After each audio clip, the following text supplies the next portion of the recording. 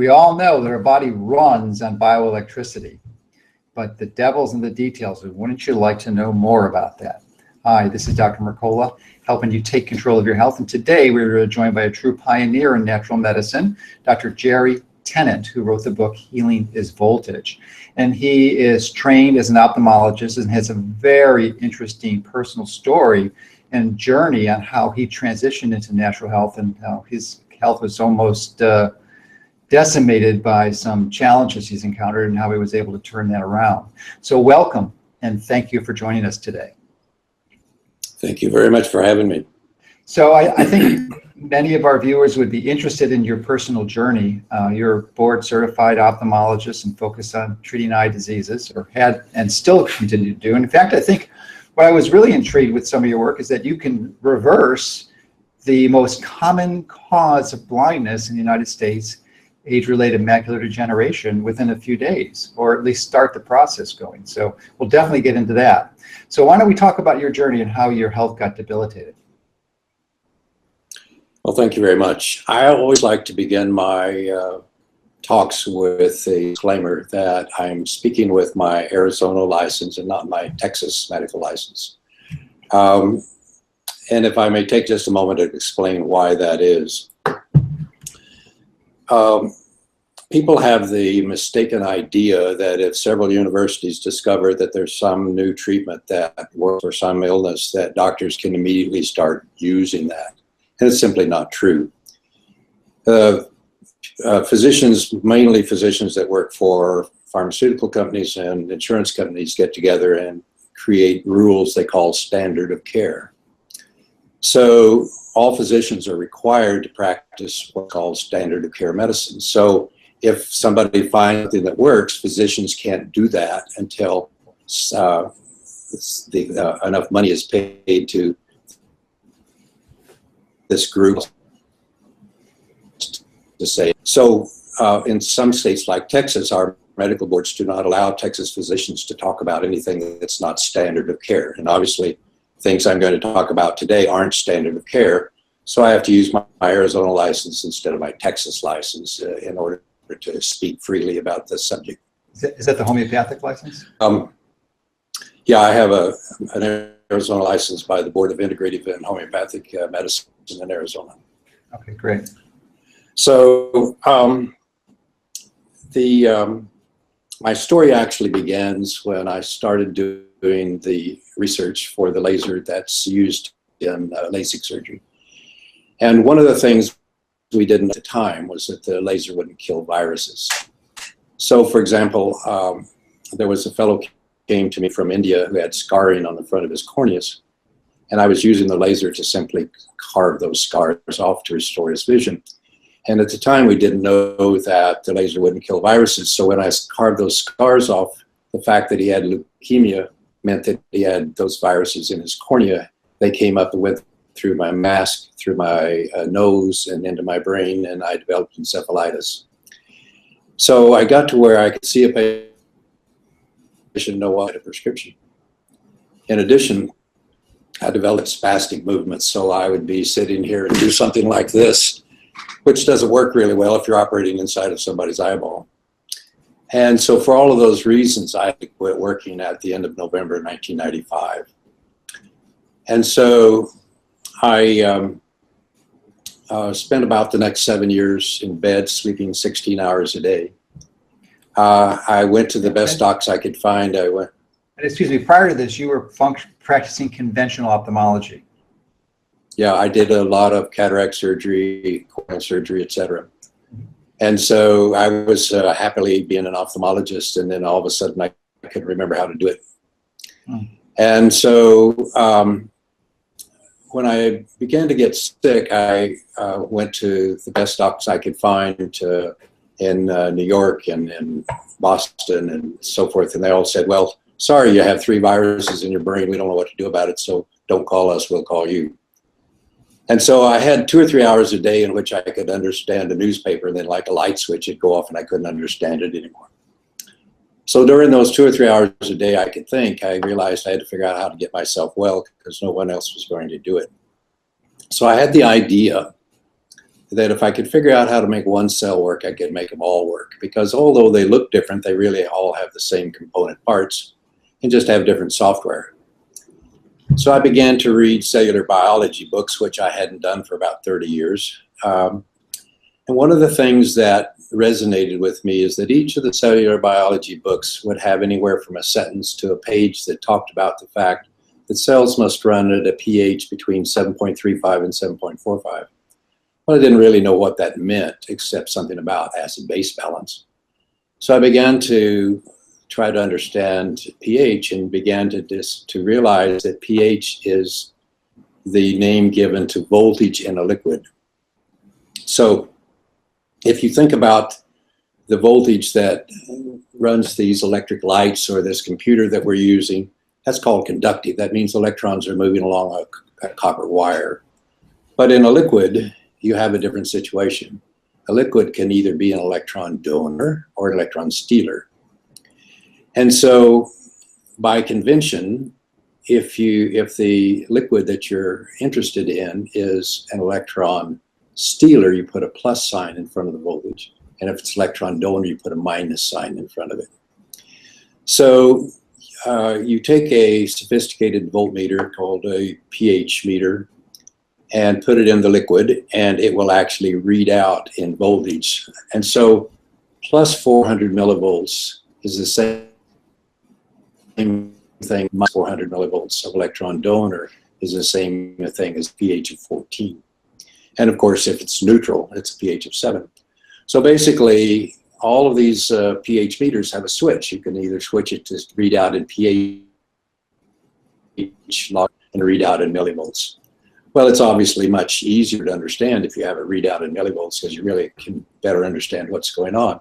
So if you look at what the cellular biology books all say, a pH of 7.35 is the same thing as minus 20 millivolts of electron donor. pH of 7.45 is minus 25 millivolts of electron donor. So cells are designed to run in an environment of minus 20 to minus 25 millivolts. Now, people get confused, particularly physicians, because you read that cells run at minus 90 millivolts. Well, if you take and put an electrode inside a cell and another electrode outside the cell and read across the cell membrane, then you'll get minus 90. But the environment in which cells must run is minus 20, minus 25 millivolts.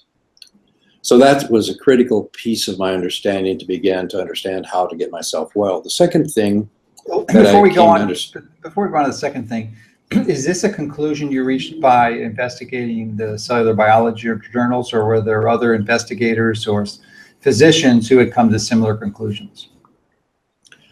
Well, I hadn't found people that had come to the same conclusion, although there were many people who talk about the importance of pH in health. Mm-hmm. But I hadn't seen anybody who was really talking about voltage. They just said, well, you have to fix the pH. Okay. Well, to me, that was a nebulous idea. I mean, it obviously has that it's about the voltage. And then you actually can get, at least I could get my hands around it, my mind around what it meant. When it just said, well, you know, fix pH or, you know, eat alkaline foods and all of that sort of thing, that was sort of nebulous to me. But when I began to get down to the rock bottom, that cells require minus 25 millivolts to work, and they require minus 50 millivolts to repair them when they wear out, all of a sudden that made a whole lot different. To me, that was a different understanding than just saying, eat alkaline foods. Okay. So the point that I also just included was, it became obvious that cells need double the voltage to make new ones that is required to make one run. And so healing requires minus 50 millivolts. So the next obvious question was, okay, how do I measure it? Well, it turned out that Dr. Nakatani in Japan was the first person to use modern electronics to measure acupuncture meridians, and he published his work in 1951. And Reinhold Voll in Germany did similar work and published it in 1952. So I was able to get Dr. Nakatani's rather rudimentary device and found that my brain was running somewhere between 2 and 4 millivolts instead of the 25 that it needed to run and the 50 it needed to repair itself. And so now it was obvious why it didn't work. Was this device the Skenar device? No, the Nakatani's device was basically an ohmmeter. Okay. And of course, in the 50s, we didn't have really great electronics. Mm-hmm. But when you get to an ohmmeter and measure the circuits, then you can see what the voltage is in those circuits. And so, so now that I began to understand that my brain didn't have enough voltage to work correctly, then that was really what started me on the journey of figuring out how to get things to work again. Continue this story if you like, or you can ask me some questions. No, I think you can continue because it really is a fascinating story. But before we continue, I want to insert here that we are going to be lecturing together in Orlando in November, the first week of November, the first weekend. I think it's the first, second, or third, somewhere in there. And there will be two sets of lectures, one for professionals and then an open lectures for the general public, which is most of the viewing audience for this video. So if you have any interest in this topic or any interest in hearing me live, then I would strongly encourage you to attend the Orlando event and even potentially go down to some of the entertainment that is available in Orlando, like Disney World or Universal Studios. So we'd welcome your participation, and I think you'll learn a lot, not from only myself and Dr. Tennant, but also a number of other phenomenal speakers. And there'll be a link on this page that you can see who exactly is speaking in all the details. So why don't you continue on with your story? So, you know, Joe, you have to wear Mickey Mouse ears at that meeting. I hope not. All right. So the reality then is, once I discovered that my brain didn't have enough voltage to work, then all of a sudden things began to be more apparent to me about what I had to do to start getting myself well. And so I ran across some Russian work where Dr. Karazov had identified the waveform that would transfer electrons to cell membranes. Well, what I didn't know at the time and discovered later was that actually had been already discovered and published in a device called the Lord Baltimore device in the late 1800s. But nevertheless, at that moment, I only knew about the Russian technique. So I was able to acquire a device that had those waveforms in it and began to treat myself and began to get better. But one of the things that was critical about my road to getting back to health again was that I met a woman who was a nurse here in the Dallas area who had lymphoma, and she had been treated multiple times with chemotherapy and radiation at MD Anderson, and they eventually told her, sorry, that's all we can do, go home. And she had gone to Mexico and had met Dr. Bob Vance, who had treated her, and she came back home and she was completely clear from her malignancies. And she sent me her pre and post treatment records so I could actually MD Anderson. And so I decided I would go down and see Dr. Vance and see how in the world they did that. And that was really one of the things that began my journey to this understanding of how things really work. So as I began to recognize the fact that the body had to have energy, the other big change in my paradigm was when I finally understood that the body is constantly wearing itself out and having to make new cells. So you get new cones in the macula of your eye every 48 hours. It's the most rapidly changing part of the body. The lining of the gut's replaced every 3 days. The skin that you and I are sitting in today is only 6 weeks old. Your liver is 8 weeks old. Your nervous system's 8 months old, etc.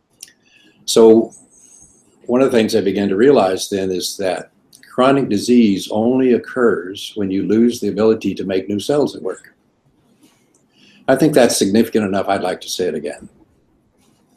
Chronic disease only occurs when you lose the ability to make new cells that work. So, of course, we're wearing ourselves out and have to make new cells. And then, of course, we can have injuries or infections or other things that damage cells, and we have to replace those. Would you go as far to extend that to not necessarily cells, but the subcellular components like the organelles, like the mitochondria, which seems to be even more foundational? Well, when you say that you must have a cell that works, that cell must contain functional mitochondria. Yeah. So, but the mitochondria are not going to work if the cell membranes don't work, et cetera. So, I mean, it's a total unit that you have to have working. It's sort of like you can have a brand new car, but if it doesn't have a transmission, even though you've got the rest of it there, it's not going to work. You have to have the whole thing. Yeah, but if you've got functioning, really healthy mitochondria, it's this same strategies that really activate that process would actually activate cell health too. They kind of go hand in hand. Yeah, well, they do. And one of the things we'll talk about in a minute is that that cells actually have 4 battery packs. And the mitochondria is only one of those battery packs. And then you want them all to be functional. Okay, we'll look forward to that. So the point is then that if you buy into the paradigm that chronic disease only occurs when you lose the ability to make new cells at work, it leads you to the obvious question, well, what's it take to make a new cell work? Well, what you'll find is the characteristic of all chronic disease is inadequate voltage. You don't have the 25 millivolts to run it, and or you don't have the 50 millivolts to make a new one. But then you also have to look at the things it takes to make a cell. So think about you're living in Texas, a tornado comes through and blows your house to the ground, and you have to build a new one. So you have to have everything it takes to make a house. So, for example, people often come in with a sack full of nutrients and say, are these any good?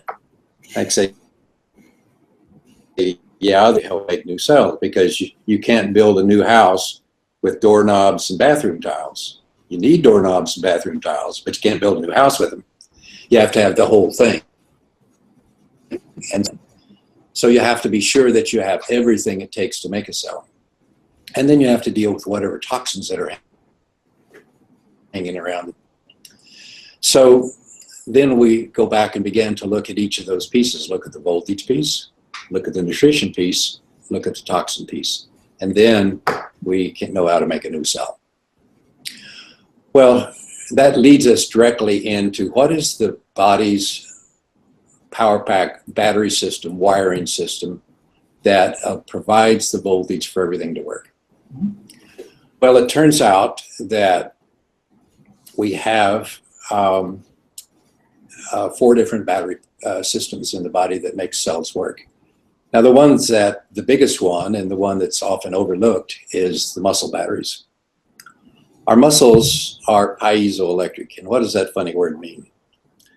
If you take a piece of quartz and you squeeze it with a pair of pliers, it emits electrons. So the concept of when you distort something and it causes it to emit electrons, that's called piezoelectricity.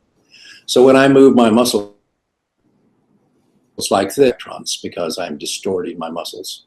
Well, fortunately, while I'm doing that, my muscles are rechargeable batteries. So at the same time I'm emitting electrons, I'm storing them. So the way the body recharges its muscle battery packs is simply to move. That exercise is so important. We are designed to keep our main battery pack charged up. Our muscles are stacked one on top of each other in a very specific order, like batteries in a flashlight to form a power pack. So every organ in the body has its own battery pack, which is a stack of muscle batteries. And these muscle batteries are surrounded by fascia. Now, fascia is that white glistening stuff you see when you carve the Thanksgiving turkey. Well, the interesting thing about fascia is that it's a semiconductor. So what in the world is a semiconductor? Well, a semiconductor is an arrangement of molecules designed to move electrons at the speed of light, but only in one direction. So the stack of muscles is surrounded by a common stack of, or a common stocking, if you please, of fascia, which serves as the wiring system for the body. and that carries the voltage from the muscle battery inside of that out to the wire, and then it carries it to the appropriate organ. So again, every organ in the body has its own battery pack, and a stack of muscle batteries is what's been called an acupuncture meridian. So an acupuncture meridian is simply a stack of muscle batteries. Well, the muscle battery packs then go through individual teeth, and we'll come back and talk about that because it's one of the more important things about understanding chronic disease. But all of these muscle battery packs go through very specific teeth, and then they go to the cells. Now, our cell membranes are made up of an interesting collection or arrangement of particular fats. These fats are called phospholipids. The thing about a phospholipid is that you have a circle and two legs. The circle is an electron conductor and the legs are insulators. And they're stacked together like this, so that you have two conductors separated by an insulator, which is the definition of a capacitor. So a capacitor is simply a small battery. The difference between a capacitor and a regular battery is when capacitor discharges, it discharges all of its charge, whereas a battery discharges slowly. Nevertheless, a cell membrane is a small battery, and it is continuously fed electrons from the muscle battery packs. Then we get to go inside the cells, and we have another rechargeable battery system called ATP-AD. So when this battery is charged up, it has called ATP. When the battery is discharged, it's called ADP. So because it's a rechargeable battery system, we obviously have to have a battery charger inside the cell as well. We call that the Krebs cycle, or the citric acid cycle. Now, the citric acid cycle likes to run on fatty acids. So for every unit of fatty acid you put into the citric acid cycle, if oxygen is available, you get enough electrons to charge up 38 of those ATP batteries. But if oxygen is not available, for every unit of fatty acids you put into the citric acid cycle, you only get enough electrons to charge up 2 of those batteries. So when oxygen drops, then that battery system becomes very inefficient. It's like a car that goes from 38 miles a gallon to 2 miles a gallon. Then finally you have DNA. Now, most of the time when you see a picture of DNA, you see it from the side, and you see it looks like you took a ladder and twisted it. But if you actually look at it from the top, it's got a hole in the top of it, right in the center. And each circle of the DNA is what's called golden mean.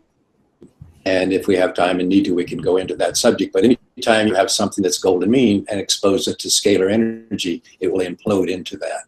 So scalar energy implodes into the center and becomes the power supply for our DNA. So we have our muscle battery packs, we have our cell membrane battery pack, we have our ATP battery pack, and we have DNA has its own battery system as well. So all of these battery systems are necessary to be functional for the cell to work correctly. Well, did I explain that well? Yeah, you did, but I thought there was another energy system which I understand is structured water having the capacity to extract energy from sun, specifically in the near infrared range primarily, and store it as energy and then transfer it to cellular processes. So I'm wondering why that's left out of the equation. Yeah, obviously Pollack's work, I think, is what you're probably quoting, where we have structured water, particularly inside the cell membrane, that creates another system. The reality is too that intercellular and extracellular. It's not so much inside the membrane, because that's, that's just fat. Which does water doesn't like to hang out there too long. Yeah, inside the cell membrane we have the reticular formation, which actually is a resistor, and it's wired to the capacitor. So the cell membrane and the reticular system form what's called a an impedance resistance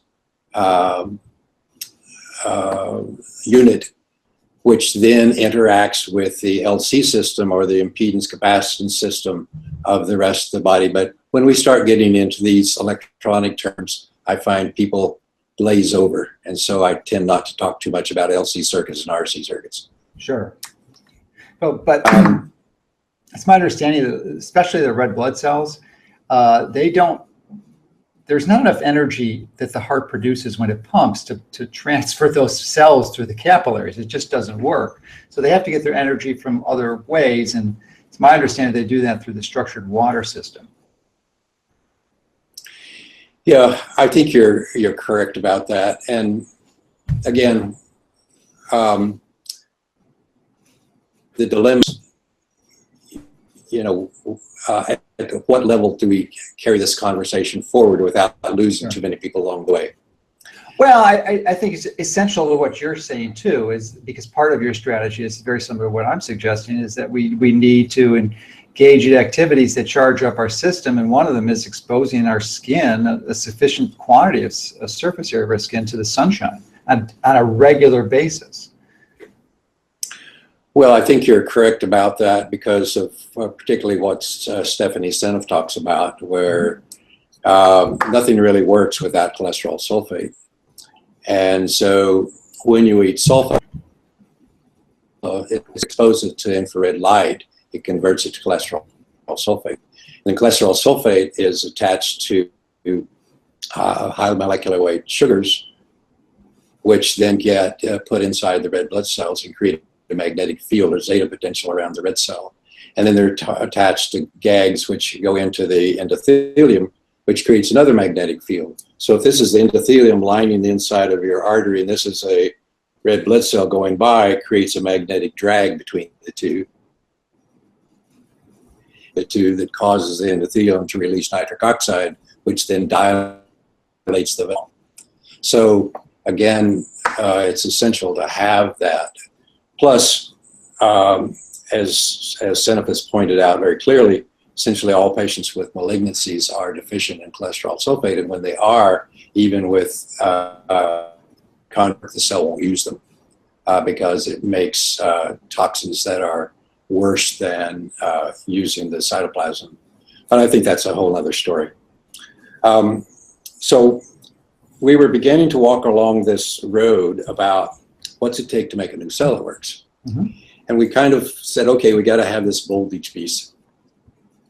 And then we have to have the nutrition piece, and then we have to deal with the toxins that damage cells as fast as we make them. So when we start looking at low voltage, which is characteristic of chronic disease, one must ask the question, well, why won't that battery pack hold a charge? Because that's where you're going to find the answer of why they got sick. Well, the first thing you have to think about is thyroid hormone, because the thyroid hormone T3 controls the voltage of every cell membrane, and T2 controls the voltage of the ATP, of the mitochondria, I mean. So you have to have T3 and T2 in order to make things work. So what I find is that basic to all chronic diseases that you have to be sure you get the thyroid piece right, because if you don't, then nothing else tends to work correctly. And of course, one of the problems is, first of all, docs are trained to look at TSH and sometimes T4, but TSH and T4 could be normal, but if you don't have the cofactors it takes to convert T4 to T3, you're still hypothyroid at the cell level. So then the next thing you have to think about is scars. If you put a scar that is the wire for a muscle battery pack, it drains off some of the voltage. And so scars can be significant. So for example, a physician that you and I both know had open heart surgery with bypass. He came to see me one evening and I wasn't sure that he was going to get back out of my office. He looked terrible. But of course he had this big scar right down the center here. And so we simply treated the scar and sent him home with one of my electronic devices. And the next day at 6, he called me and said, I want to thank you for seeing me yesterday. I'm actually going back to work in the morning. And how'd you treat the scar? With the lidocaine or procaine? No, I find that the easiest and most reproducible way to do it is if you use essential oils and then put a magnetic field. Of course, I have my proprietary device called the biomodulator biotransducer. Just put the biotransducer over that until you can feel the magnetic fields go away. Then that opens up the scar, and now the voltage goes through it. So it takes about 3 minutes and works great, and you don't have to stick anybody with a needle. So the point that I'm making is that scars are and can be significant. But the two most important things that take down voltage in a circuit are dental infections and emotions. Now, it turns out that each and every one of these acupuncture circuits go through very specific teeth. And so the teeth tend to act like a circuit breaker. So if you have an infection in a tooth, then it will lower the voltage and then eventually flip the voltage off in that circuit. And now every organ that's powered by that circuit malfunctions. And then also, if you have emotions are stored in the body as magnetic. So if you put a magnetic field in the center of conductivity, it simply blocks the flow of electrons. And so what we find is that perhaps one of the most important things that starts chronic disease is actually emotions. So one can identify these emotional magnetic fields in a variety of different ways. First of all, work by Eileen McCusick and others have shown that we're all surrounded by this magnetic field that goes out about 5 feet, and that 5 feet out or so is birth, and right up next to the body is today. And so emotions are sort of like you're listening to an orchestra, but one of the instruments in the orchestra is out of tune. And so you notice that it's making a really weird sound. So you can actually come through that magnetic field around the person with a variety of different things and identify where these magnetic fields are. For example, one of the things McCusick taught us is you can take a tuning fork and strike it, and you'll hear it go, and then as you move it through the field, when it hits one of these areas of emotional distortions, is pitch. And you can actually hear it. Or you can put a pendulum right where you find it, and you'll see the pendulum spins counterclockwise if there's an emotional distortion there, spins clockwise if there isn't.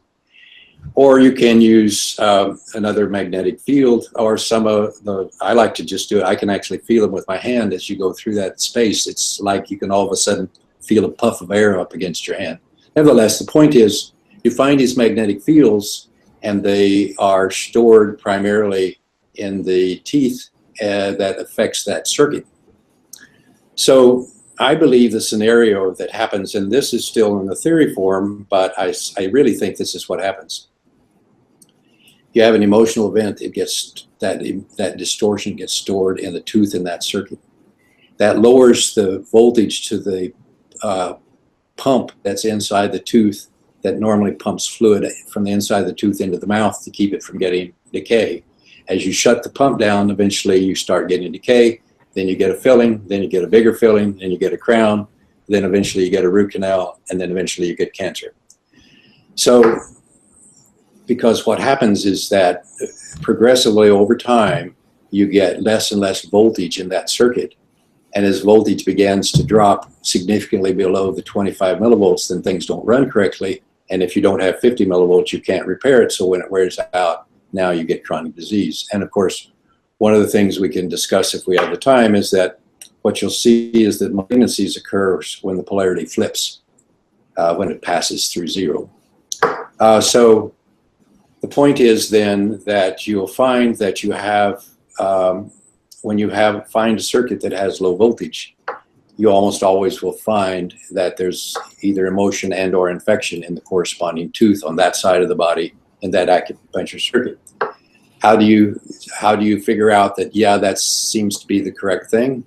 you simply have a person put their thumb and ring finger together and teach them how strong they are. They're more two fingers. Yeah, it's the or O-ring test. Then you can do other tests. You can do this any of the muscle tests you like, but I like this one.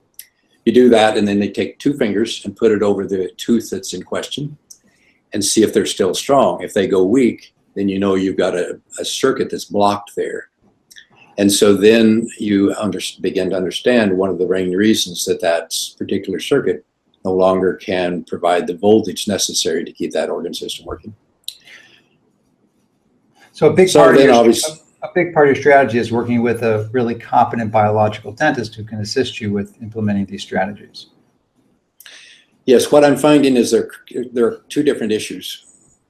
First of all, oftentimes you will see a person who has a low voltage in a circuit and the symptoms to go with it. And you measure the circuit and it's low, and you go find that tooth is out.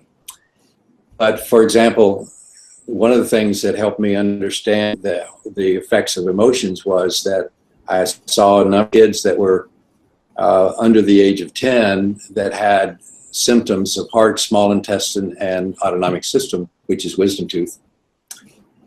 And yet their wisdom teeth hadn't come in yet. And all of their beam scans and everything are normal. So there had to be something else there that was taking the circuit out. And what you'll find then is if you go looking for it, you'll find that they've got emotions stored in that circuit. And then when you go in and erase the emotions, all of a sudden this test goes back to normal and the power supply recharges and their symptoms go away. And how do you erase the emotions? How do you erase the emotions? With your device? Magnetic fields. Okay. Yeah, because they're magnetic fields, you can erase them with a stronger magnetic field. So, you know, I obviously have this device that I developed called the biomodulator, which has the ability to put out these waveforms that we talked about that'll transfer electrons, but it has an attachment that puts out scalar energy as well. And so the easiest way to do this and to watch it happen and know when you've done it is, let's assume that you take a pendulum and you go over the various points that traditionally they were known as chakra points, and you just hold it over that. If the voltage in that circuit is correct, it will spin clockwise. If it's low, it will spin counterclockwise. So for example, let's say you check this spot, which is a sympathetic nervous system, and you check this spot, which is small intestine, and you check the T5, which is autonomic system, heart and small intestine, that leads you directly to the wisdom teeth. You go up the wisdom teeth and you find they fail the O-ring test. So now you know you've got a problem there. So what you do is you take the pendulum and just hold it over the lateral chakra, or what I call them bioterminals, and you'll see it spinning counterclockwise. And then you go put the magnetic field from the biotransducer up over the wisdom tooth and just hold it there, and pretty soon you'll see that thing quit spinning counterclockwise and start spinning clockwise, and you know you fixed it. You can check all of the terminals and see that they're spinning correctly. You check the O-ring test and it's gone back to normal, and the patient's symptoms gone away. So let me give you an example. Yesterday I saw one who was having significant hip pain. So the hip's on the gallbladder circuit. So we checked her gallbladder teeth, which is the eye teeth, and she failed the O-ring test, but she's never had anything done to those teeth. So we simply did what I described, the pendulum with it going counterclockwise, put the magnetic field over there with the biotransducer until it spun clockwise, did it over all 4 teeth and corrected them. That took about 10 minutes. All of the pain in her hip gone, and pain is still gone today, and my prediction is it's now gone for good. So it's a quick and easy way to know when you've corrected it. Now, all right. If she had we don't have a lot of time left, so I want to make sure we cover some broader issues so people can put this in context. And because a lot of the details are in your book, some of them aren't, but you know, for the most part, you review it, and healing is voltage. So I'm wondering if you personally use these strategies, because you shared your story initially and you were pretty debilitated. I mean, you couldn't practice medicine. So how long did it take you to learn this, and then what was your journey back towards health where you've recovered, and do you believe you fully recovered at this point? Well, I'm 77 years old as of June, and despite what my children say, I think my mental faculties are back. And I come to work every day. So I think it works. After spending 7 years, 16 hours a day to go into where I work every day. Okay. Now, obviously, each year that goes by, the neat thing about my job, and I think you'll agree with your job, is that people are always coming and teaching us stuff. Oh gosh, yes. I'm passionate about learning. Absolutely. Yeah. So obviously, the way I deal with patients today is different than it was last year. It'll be different most likely next year, because people like you keep teaching me things. But the point is that the majority of people who come see me are people that have been sick for 10, 15 years. And so what I find is that this corrects it. So you're basically doing essentially natural medicine at this point. Are you still doing ophthalmology? Well, you see, the rules I've just described to you apply to macular degeneration and apply to glaucoma. And those are the things that I do in ophthalmology. I don't do general ophthalmology. I just treat macular degeneration and glaucoma. Okay. The interesting thing to know is that the macula is on the stomach meridian. So the reason people get macular degeneration is that they lose the 50 millivolts they need to make new cells every 48 hours. And so as those cells wear out, they can't get replaced. And guess what? You've got macular degeneration. So what do you have to do? You have to figure out why the power supply in the stomach meridian doesn't have the 50 millivolts to keep making new cells. And you have to have all of the materials it takes to make cells. And by the way, nerve cells are 50% cholesterol by weight. So it's almost impossible to reverse macular degeneration if a person's on statin drugs, because you obviously need the cholesterol to do it. So the point is that when the amount of oxygen, and we have 25% of Americans over 40 on statin drugs, and the elderly, 50, 60, 70, the higher you go up, the more likely. So maybe half of them who are getting macular degeneration are statins. Yeah, which is very sad, isn't it? No, sad is a very serious understatement. It's pathetic. It's tragic. It's just, it's reprehensible. Obviously, negligence or ignorance might be a better term. So then glaucoma is a whole different subject because it's on a different power supply. The optic nerve's on the liver gallbladder circuit. And so, I've been, in ophthalmology over 50 years. In the beginning of my ophthalmic career, we never had the terms low pressure glaucoma. And then over time, we started seeing people who had glaucoma looking visual field loss, but their pressures were normal. So somebody coined this term low pressure glaucoma. Well, it has nothing to do with glaucoma at all if you think that the word glaucoma means high pressure in the eye. The optic nerve replaces itself every 8 months if it has the 50 millivolts to do it. But what you'll find in every glaucoma patient is that the polarity in the liver meridian has dropped not only down to 0, but past 0, so that it's electron stealer instead of electron donor. So if you're going to fix glaucoma, you have to address the liver gallbladder circuit. And then the part of glaucoma is on the sympathetic system, because the sympathetic controls lymphatics. And the outflow channel of the eye is part of the lymphatic system, not part of the venous system.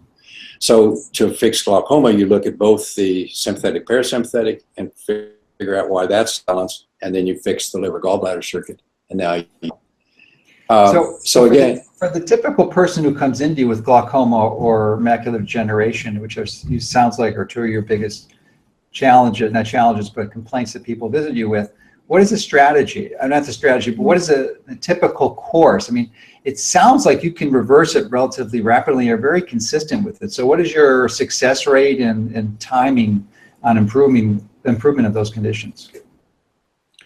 Well, the macula is neat because it replaces itself every 48 hours. So you're going to see within 3 or 4 days if you've done anything. And you can measure that both in measuring their acuity, and you can measure the OCT scan, which you can actually look at anatomical changes, etc. Glaucoma is harder because it takes 8 months to replace the optic nerve, and so it's a lot longer time before you can see what you've done. In glaucoma, you're much more likely to stabilize the disease than you are to reverse it. And the reason is this. Everything I've been talking about is a new cell, but a new cell can't push a scar out of the way. And that's true whether you're talking about the macula, whether you're talking about the optic nerve. Once it's scarred, you're done. Even with the essential oils and the biomodulator? Or you can't get the essential oils back there? Well, the oils don't have to go there. When you put oils on the body, it's the frequency of the oils that go up the semiconductor of the fascia that has the effect. Okay. It's a frequency effect, not an actual biochemical effect. Okay. But the point is that the part that seems to be missing in traditional ophthalmic training that I find is that that macular degeneration starts out as the inability to make cells because you don't have voltage to do it. But one of the things you have to understand is the amount of oxygen that will dissolve in a liquid is dictated by the voltage of the liquid. So if I take this cup of water and I put a tube in it and I start bubbling oxygen in here, the amount of oxygen that will dissolve in here is dictated by the voltage. So if I raise the voltage, more oxygen goes into. Lower the voltage, the oxygen comes out of solution. So as the voltage in the stomach meridian continues to drop for whatever reason, then you don't have the 50 millivolts to make new cells. And then as the voltage drops more, the oxygen drops more. And in the body, you have hypoxia, lack of oxygen. The body's going to make new little blood vessels trying to bring more oxygen in. We call that neovascularization, of course. So as you switch from what we call dry to wet macular degeneration, you're simply discussing the fact that the areas become so hypoxic that you got neovascularization. And then those new little blood vessels begin to bleed, and when they bleed into the macula, they cause scarring. So what you want to do is the traditional approach is you inject a drug that clamps down those neovascular vessels so they don't bleed. Yeah, but you haven't solved the problem, which is hypoxia. Or they use laser therapy to block them, right? Well, years ago we tried, but we had to be sure to do it out away from the macula. Sure.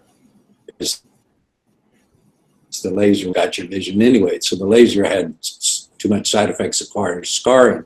Okay. But these drugs will shut down the vessels so they don't bleed, but then you have to do it again in 6 weeks. Every 6 weeks for the rest of your life, that's the current therapy. So the problem is you got to fix the hypoxia. So how do you fix the hypoxia? You got to fix the voltage. And that's, I think, is the missing link. So raise the voltage by raising the voltage in the spleen, in the stomach. Now the stimulus, the oxygen comes in, thus the stimulus for the neovascularization goes away. That's how you address macular degeneration. And so thank you for reviewing that. And if you could just comment on the success rate and if it's dependent upon how severe the case is, especially with macular degeneration, which is the most common cause of blindness in the country. So, it sounds like if there's significant scarring, that your hands are tied and there's a limit to what you can get improvement. But why don't you just provide us with your success rates? Well, if you have dry macular degeneration and generally don't have much scarring with that, then the majority of those you can get their vision generally back within the reading range. Whereas if they have gotten over into the wet area, then it's a spectrum between a little bit of scarring to so much scarring that there's no hope at all. And so it's hard to create absolute statistics, particularly when you have a spectrum of things. The point is that if I see a person that has wet macular degeneration, I very clearly tell them, look, our goal isn't necessarily to make you see better, it's to try to save what you've got now. Because if we can raise the oxygen by raising the voltage, and stop the stimulus to neovascularization, then you won't continue to lose vision. Okay. But if we don't, sure. That's what I was looking for. Yeah, makes sense. So really good statistics. Dry, the majority of people with dry macular degeneration will get better using your techniques. And now you're using the biomodulator as a detection device, diagnostic tool, and a therapeutic tool also. Had you used the scanner device prior to developing the biomodulator? Yeah, the Russian scanner device was developed by a chap named Karazov in Russia. Karazov's family all got food poisoning, and many of them died, and he felt bad because he couldn't save them, and eventually he developed this waveform that he believed, and he put it in this device called the scanner, and and it was a good device. When I was sick, I ran across this device, and I called the Dr. Frost, who was a Russian lady pediatrician who had married a Brit named Frost and lived in London. I called her and said, "Hey, I'm interested in your device." And she said, "I'm teaching a course in 3 days in San Francisco." And I said, "Sign me up." Mm-hmm. So I went and started using that device, and it had a lot of success with it, but it had some disadvantages, one of which was it took me 4 hours to teach people how to push the buttons just to get started with it. Well, I felt that over time I had figured out better frequency sets than the Russian ones. And then there was a bunch of political and whatever economic things that I won't go through, but eventually the people that manufactured that device, there was a parting of the ways. And so to work with you to extend the technology. And so we began to do so, and that was the development of the biomodulator. So the biomodulator, when I designed it, I had two particular goals. One is to make it easier to use. Second was to make it less expensive to purchase. And so it is. Right. But it puts out these same proximate signals that was put out in the Lord Baltimore device in the 1800s, which is the biomodulator and the scanner are PEMF devices that are microcurrent. Yeah, they're non-native, but they seem to be healing. And it's not all PEMF is bad, and the right frequencies and the right dosages is fine. And I'm wondering if you've ever explored the Nest Health systems, which seems to be a radically improved update from UK and Australia. I think Peter Marshall, forgot his last name, is the guy that developed it, and Harry Massey for Nest Health. And have you looked at that at all? Well, I knew Mr. Massey 20 years ago. I haven't spoken with him in 20 years or so. At the time, he was working with these devices that use random number generators. Mm-hmm.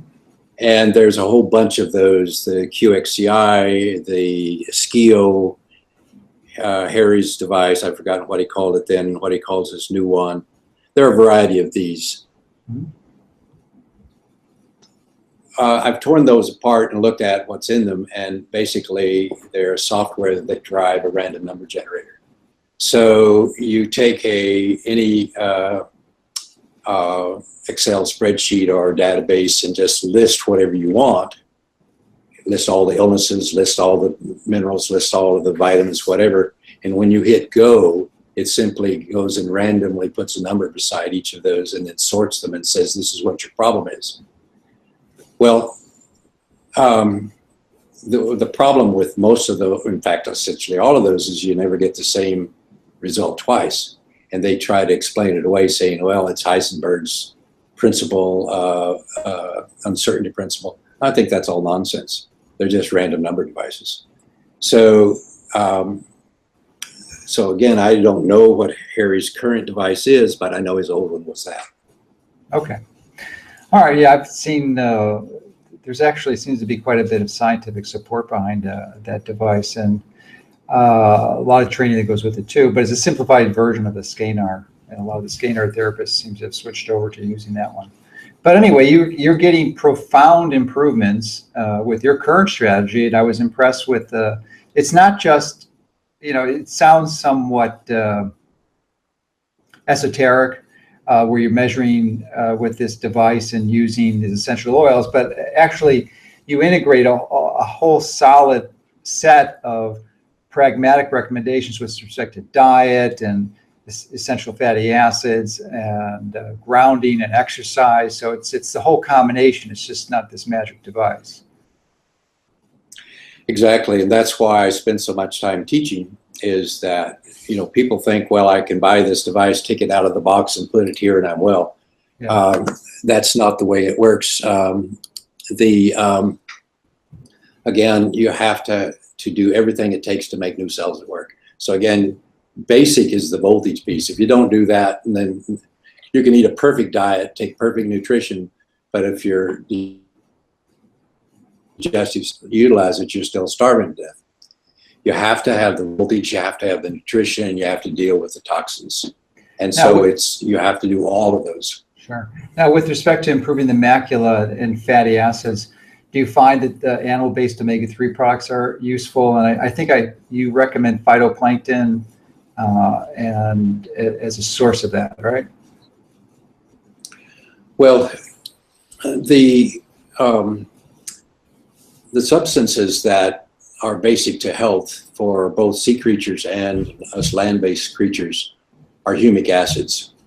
Mm-hmm. Humic acids are a large collection of various organic acids that are constantly changing, so that it's very difficult for the biochemist to exactly describe what they are, because they're always changing. But one of those humic acids is called fulvic acid, F-U-L-V-I-C. And so when with its included fulvic, you have every known vitamin, every known mineral, every known amino acid, and all balanced by nature. Now, for the sea creatures, the source of humic is marine phytoplankton. The plankton then provide the necessary humic for all of the entire chain of creatures in the ocean. Us land-based creatures are supposed to get it from our food and our farming practices. But that hasn't worked out because of the way the farmers work. So if you think about a leaf that's on a tree or on a plant, that leaf has voltage and thus oxygen, and the fungal spores that are on it will be suppressed. But when that leaf dies, because it's wintertime and it falls off, the voltage goes away and thus the oxygen drops, and that's the switch that tells the fungus to wake up. And fungus does what fungus is supposed to do, and that's to turn organic material into humic acids. So that's the process that should happen, and then the farmland gets filled with humic acids, so next time we plant seeds, then the humic is there to feed the new seeds, and they grow, and you have the cycle continues. Unfortunately, the farmers, first of all, use fungicides and pesticides to kill the fungus. And so the leaf drops off and doesn't really decay, and pretty soon the soil becomes depleted in the humic acids. And so the seeds won't grow, so the farmer uses fertilizers to make it grow. That plant now is deficient in humic acids, so when we eat it, we're deficient in humic acids, so it doesn't work. So we lose a critical portion of our vitamin, mineral, amino acid, and fulvic acid is a primary control of cell membranes because it's one of the few substances that can be either plus or minus as it needs to be. Only hydrogen is the other thing that can do that. So the important thing is then that we need that just as all living creatures and things do. And so fortunately for us, there are some deposits around the world where decaying organic material was wet long enough not to turn into coal, and that can be mined and it has the humic acids, so that those are available to us now as a supplement. And so when we take that, it provides the things we need. And of course, there's research coming out now that shows not only does it correct mineral deficiencies, but it begins to help with the way our intestinal cells interlock, et cetera. So Also, fulvic is a great way to get rid of heavy metals, because the fulvic will go inside the cell, grab the metal, pull it out, hand it off to the humic, which then takes it out of the body. Whereas, you know, IV chelation, the chelating materials can only get to extracellular things because they won't go inside the cells where almost all the metals reside. So therefore, we got humic. Yeah, and then you've got recommendations in your book with specific brands and such. So I'm wondering too, this is the last question, about astaxanthin, which is one of the most potent antioxidants out there, certainly the most potent carotenoid. And it's been recommended in helping treat and prevent macular degeneration. I'm wondering if you have any experience or comments on that. Well, I think more in terms of electron donors, electron stealers, because an antioxidant, by definition, is an electron donor. Yeah. I like to think of an antioxidant as a charitable organization. It has extra electrons and they'll give them to anybody who wants them. So whether you use that particular one or a variety of others, I don't think makes a whole lot of difference. It's all about the fact that our electrical system is like our bank account. It's how many deposits of electrons do we make versus how many checks do we write, how much are we spending. And that's just one of the possible electron donors that we can take. I think part of the reason why it's been noted to work so well is because once something like vitamin C, it donates this electron, and then it's in its oxidized form and it doesn't work. Whereas astaxanthin has the opportunity to donate a dozen or 24 times, so it's active a lot longer and more sustainable. Plus, it penetrates better into the tissues. Well, again, I'm not saying that there's anything negative about it. It obviously has many positive things. Yeah. But in the big scheme of things, right, you got to treat the cause. Well, and you have to think of it. What I think people need to do, and it takes a while to do it, is quit thinking in terms of biochemistry. Start thinking like an electrician. And or physics. And physics, same basic thing. So once you start thinking in terms of electron balance and the availability of energy, and we call that energy electrons, there's a whole other subject, available of energy, do you have enough energy to make it work or not? Okay. Well, we can go on and on for hours and hours. You are a wealth of information, and it was a real pleasure to dialogue with you today, and I'm looking forward to your presentation in Orlando. And if you've enjoyed this conversation with Dr. Tennant, then I would welcome and encourage you to join us in Orlando in November. As I said earlier, we'll have a link to that event down here, so you'll be able to connect with both of us and hear a lot of other brilliant clinicians down there that are going to give you some really practical insights that is not conventional medicine, is not what you've been told in the media that's going to fix your problem, which is some type of drug or surgery that can truly address the foundational cause of disease. So appreciate your time with us, and look forward to connecting with you personally in Orlando. Well, thank you very much. And if people are interested in more in this subject, of course, I have a series of books called Healing is Voltage, and my clinic is in Dallas area. And what's their website for that? TennantInstitute.com. Okay, could you spell that? T-E-N-N-E-T, right? Yeah, T-E-N-N-A-N-T, and then the word institute. A-N-T, sorry, institute.com. Yeah. Okay, so that you get there, and if you're a person with some of these diseases that Dr. Tennant specializes in, especially the glaucoma and the macular degeneration, it would be worth a visit to Dallas, Texas. And convenient, it's a major hub for a lot of airlines, so it's easy to get to. All right, so thank you very much. Thank you, Dr. Mercola, and be well.